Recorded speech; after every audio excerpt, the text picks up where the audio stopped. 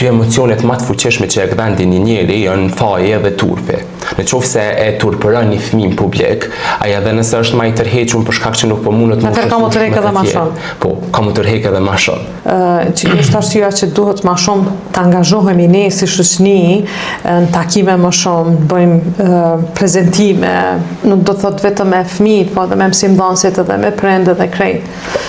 Përsa ta dhe jena tu i bo qëto emisione, do me thonë që mi eduku sa do pak popullin në simptomatologi, po edhe për shkak që populli jonë ka tendencë me i keq kuptu qëto. Do me thonë, na kena shumë tendenca për me i marrë këto rrjetet sociale, me i analizu qëto që i thoi njerëzit që nuk janë kompetente dhe mas ne me fillu me identifiku ti e autist, ti e kështu, ti e ashtu, që sidomos në shëndetin mendor, unë e meni që shkakton një stigmë hala më të madhe. Po sigurisht për këtë do të me lexu më shumë, me qenë më shumë, do të në kontakt me shkencën, me të gjeturat shkencore.